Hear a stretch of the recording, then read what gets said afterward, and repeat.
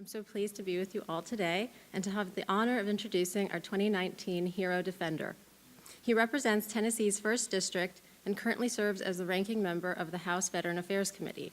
He served as chairman of the committee last Congress and has prioritized veteran needs since the day he took office. Having served in the Army, he has a great understanding of their needs firsthand and appreciation of what it takes to continue progress. Besides that, he has introduced legislation to improve mental health services at our schools, and most recently, the Mission Act. We're lucky to have him here today, but first I'd like to introduce General Schumacher, who has served alongside him, to say a few words.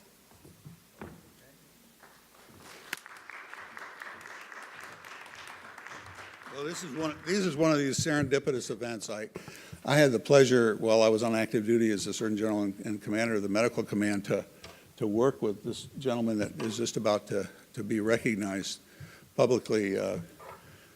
Congressman Rowe at that point was much more junior in the House, but also because he was a former soldier himself, a physician who served on active duty in the 70s.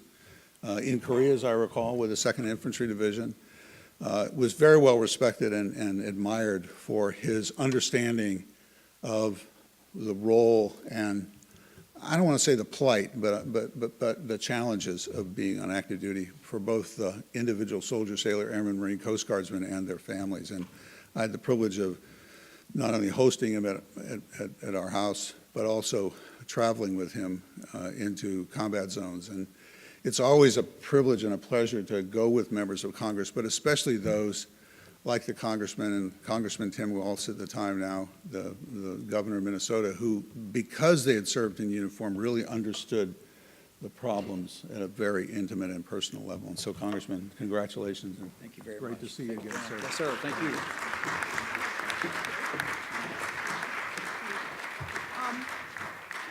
I should go over here. Congressman, we want to thank all the work you've done for our veterans and our families. It's really important because our whole philosophy is about building better pathways from wounds to wellness. But it's just beyond our military too. It's our whole communities that are being impacted by mental health issues. And so please keep up the good work. There's a lot more that needs to get done. Thank you. Thank you very much. Very much.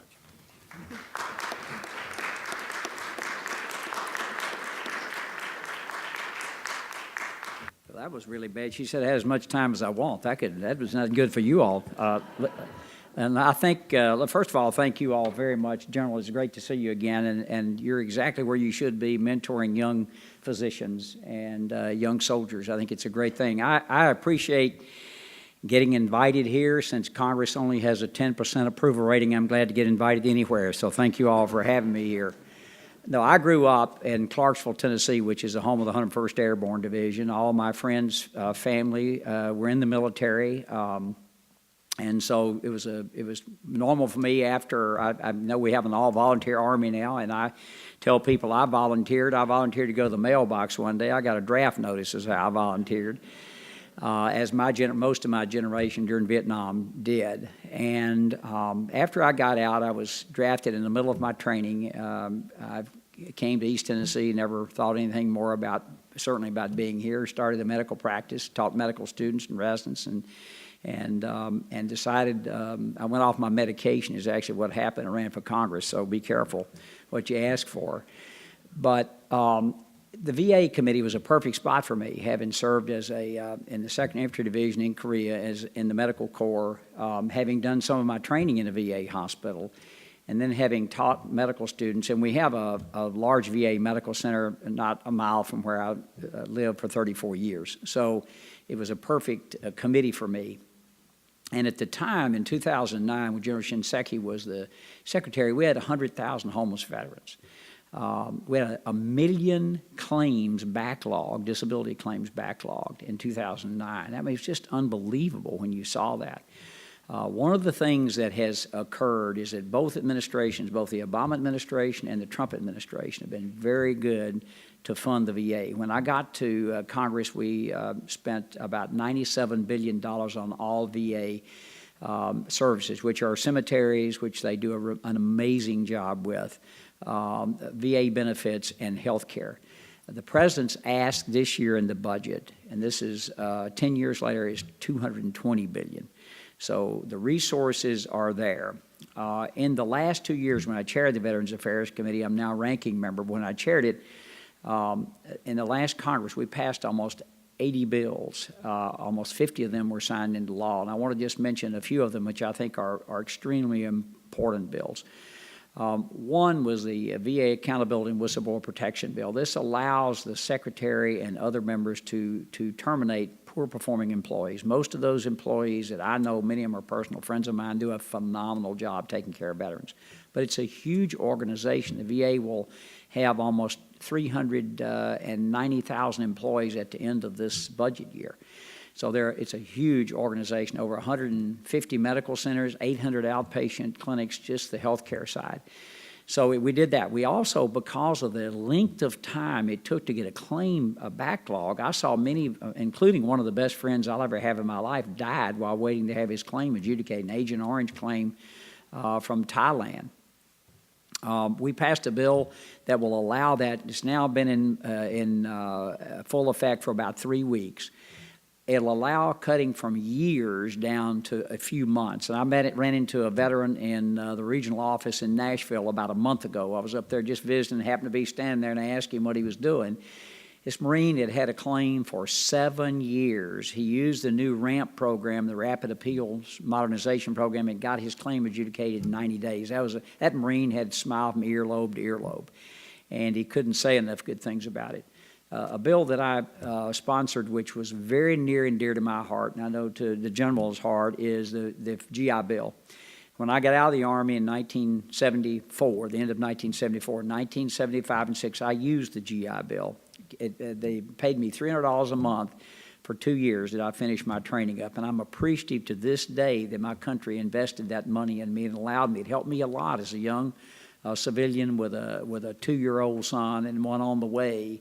To pay my bills, and I'm, again, grateful to this day. But it sunsetted at 10 years. The GI Bill, post 9/11 GI Bill, is a phenomenal benefit. It pays up to $23,000 in tuition, and if there's a matching program, can go even higher, per diem and books. I mean, it's an amazing benefit. It's transferable. But it also sunsetted at 15 years. We fully paid for this bill, and now you can use the GI Bill the rest of your life. You can use it as long as you may be 50 years old, and technology may change, and you may lose your job. You can go back to school and get educated. So that was very important for me. Another one that if you didn't serve enough time, enough length of time, and you were wounded, you earned a Purple Heart, you didn't get the full benefit. If you shed blood for this country, you get the Forever GI Bill the rest of your life from now on. Gold Star families, we improved that benefit in STEM. We know that STEM, if you're out in a STEM field, it may take longer, so we added time for the benefit there. And I just we had the Doctors Caucus, which I co-chair in Congress, met with the Secretary this morning. And the Secretary said, the VA Secretary, Secretary Wilkie, and I agree with him, that the VA Mission Act is one of the most transformative pieces of legislation the VA has ever tried to roll out. It has several major components to it. One is how our veterans get their health care. And I traveled a lot. I do travel a lot in this position. In the last 2 years, I went from Long Island to Los Angeles and all points in between. And many areas in rural America, obviously, are much different than urban America. So we had to design a plan for VA health care where rural veterans could get quality care and urban veterans could get quality care. I was in Medford, Oregon, at Greg Walden, a friend of mine. I went out to his district and visited. His congressional district has more square miles than the state of Tennessee does. So we had to develop a plan much different for him than we did where I am, even though I'm in rural East Tennessee, where we have a major VA medical center there. So we did that. And that's going to be rolled out sometime in June, hopefully by the 6th. A second part of that was the caregiver part of the bill.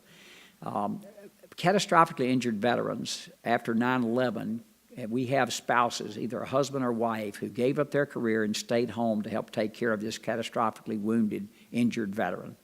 They got a stipend, and if they didn't have health coverage, most did, but if they did not, we provided that also. But pre-9/11 Vietnam era like I am, or Korea, World War II. We do not. We're now going to roll that benefit out, that service-connected disabled veteran, maybe a Vietnam veteran, they're also going to be able to. Many caregivers have given up their careers and taken care of these soldiers during that time, and they have not been compensated, so we're going to do that. A third part of that bill is the VA Mission Act. And hopefully I get with Eric and we can work on this together, because healthcare 25 years from now, I'm thinking 10, 20 years from now, what is it going to look like? And I'll just tell you, in my career, I've been a physician, it's hard to believe, but for 48 years. I graduated from medical school in 1970. There was a disease then. We didn't know what it was. We knew it was terribly dangerous. It could kill people. We knew what hepatitis A was and B. We didn't even know, we didn't have a name for hepatitis C. Now, in 12 weeks, you can be cured of hepatitis C. Amazing that that's happened that length of time. Well, the same transformation has occurred. Instead of being inpatient, outpatient. The number of people in a hospital bed peaked in 1981. Even though our population has grown 40% during that time, we have 10% less people in hospital beds. So we're doing more and more and more as outpatients. The VA has over 6,000 pieces of real estate they use. 1,100 of them are either not used at all or underutilized. So we've got to get a VA health center that looks like a 21st century healthcare, and we have that in the bill called the Asset and Infrastructure Review Act. It'll give us a chance to look at how we want the VA to be structured going forward. Now, having said that, two things that I'm going to concentrate on, three things I'm going to concentrate on this Congress. One is the rollout of these bills that I mentioned.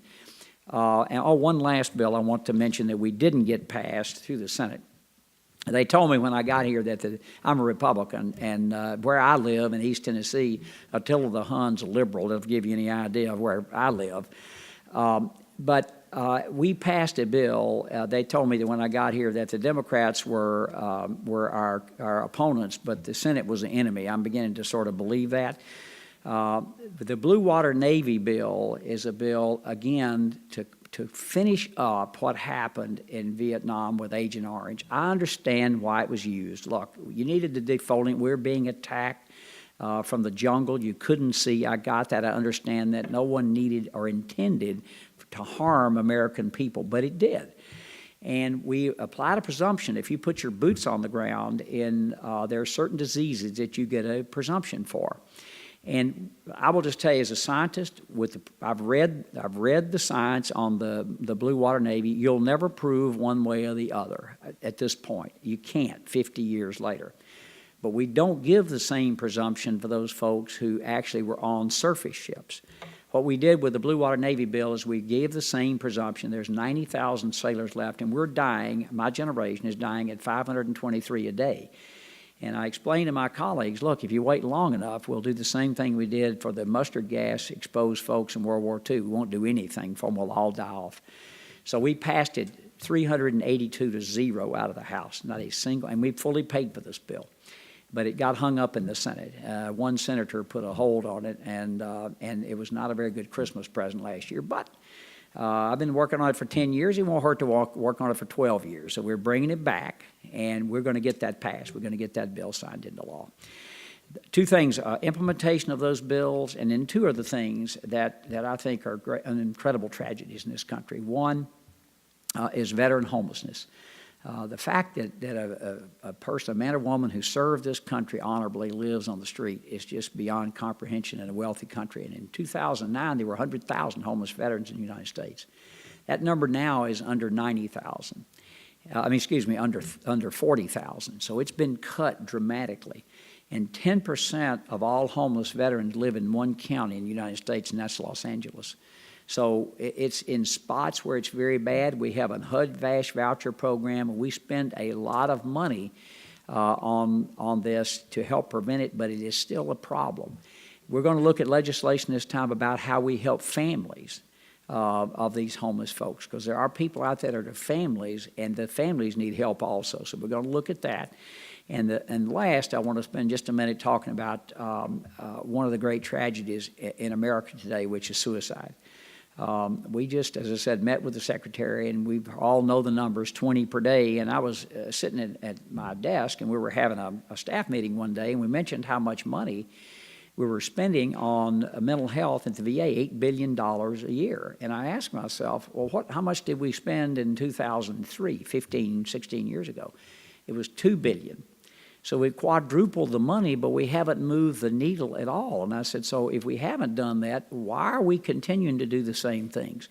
So we're looking at ways to reduce veteran suicide. And I know I spent hours in somebody's abdomen operating on them for cancer, and I've done it many times.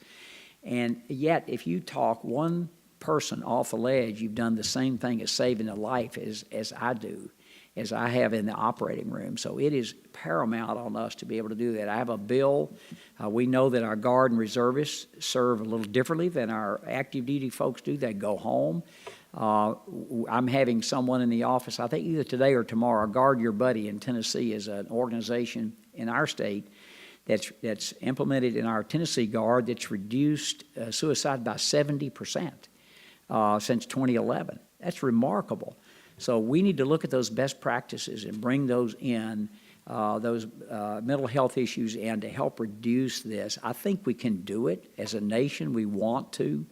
I know that certainly that the committee wants to in a very bipartisan way. This is not partisan in any way. One of the great things about the VA committee, it is probably the most bipartisan committee in the Congress. We leave this Republican, Democrat stuff at the door and look after veterans, which is exactly what we should be doing. First of all thank you all. Lastly, I want to thank you all for giving me this award. Look, this award really should go to the whole committee. It should go to the staff and all the folks out there that are working to make veterans better. And I want to thank you all for being here, for what you do every day. There are only one of me and many of you. If you have good ideas, my ears are wide open and to listen to what you have and best practices where you work, because the solutions are going to be done not from the 30,000-foot level where we are, but at the ground level where you guys live every day. I appreciate it very much and cannot thank you enough for this award. Thank you.